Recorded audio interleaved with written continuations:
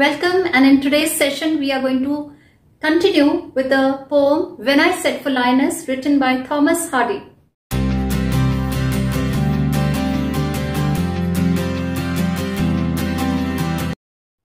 In the last session I completed the reading and explanation of this poem, and today we are going to see how to write its summary, the poetic devices used in this poem, and the question answers based on this. So let's start right away. Let's jump in.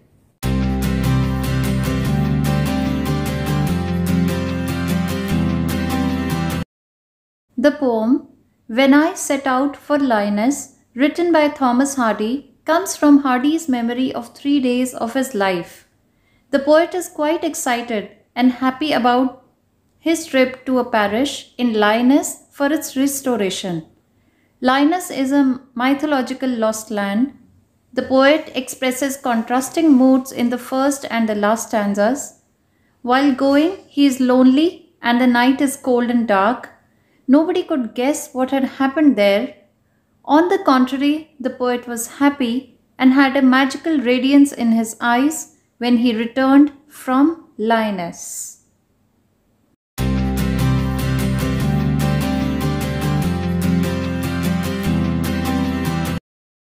The first poetic device is refrain. It is the repetition of one or more phrases or lines at the end of a stanza. In this poem, the beginning 2 lines of each stanza are repeated. For example, when I set out for Lyoness 100 miles away. Next example is, what would becans at Lyoness while I should sojourn there? And third example is, when I returned from Lyoness with magic in my eyes. The next poetic device is symbolism. It means an object or idea or person means something deep and not just what the word means. There are examples of symbolism in this poem too. First is starlight, refers to twinkling stars, which symbolizes hope. Next, magic and radiance in poet's eyes symbolize joy and satisfaction. And the word Lyoness symbolizes a place in which the poet goes from darkness and comes back enlightened. The next poetic device is alliteration, which is the repetition of beginning consonant sounds of the words in a line. For example, what would, in this W sound is repeated. Durst declare, in this D sound is repeated. Wisest wizard, W sound is repeated. Lit my lonesomeness, L sound is repeated. Magic in my eyes, M sound is repeated. Marked with mute, again M sound is repeated. And radiance rare, R sound is repeated.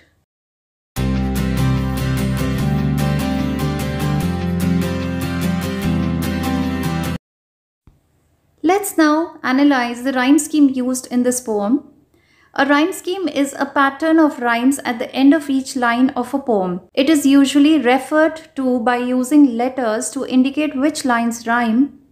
Lines designated with the same letter all rhyme with each other. But specifically, the first line will always use the letter A. Let's try to figure out the rhyme scheme of the first stanza of this poem. The first line ends with the word Lyoness. We'll give it the letter A. The next line ends with the word away. Since away does not rhyme with Lyoness, we will give it a new letter B. The next line ends with spray. Spray rhymes with away, so it will have the same letter B. Next line ends with lonesomeness, which rhymes with Lyoness. Therefore, it will have the letter A. The next line ends with Lyoness. Again, it rhymes with lonesomeness, and therefore, it will have the letter A again. The last line ends with away, which rhymes with the second and the third line words. So, it will have the letter B. Therefore, the rhyme scheme of this stanza is ABB, AA, B.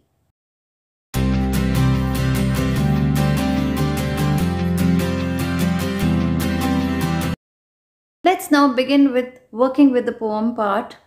The first question is, in the first stanza, find words that show that it was very cold is rhyme, that it was late evening is starlight, that the traveler was alone is lonesomeness. Question number 2. Something happened at Lyonesse. It was improbable, impossible, unforeseeable. The correct option is unforeseeable. Pick out 2 lines from stanza 2 to justify your answer.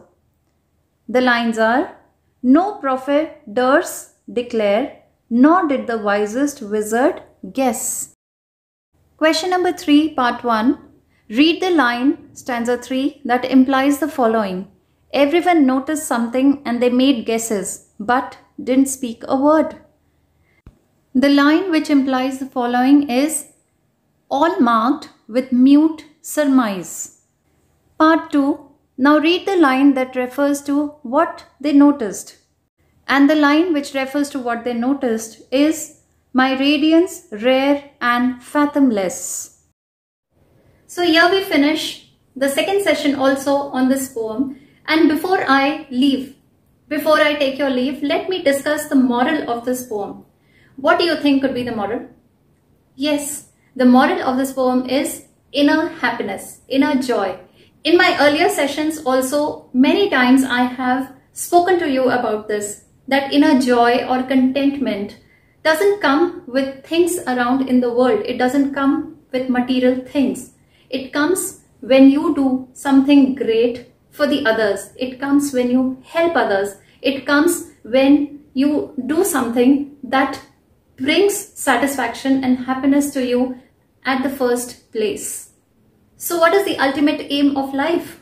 Ultimate aim of life is not to gain money, car, a big house, a big appointment at your workplace. No, it is only going to bring you temporary happiness.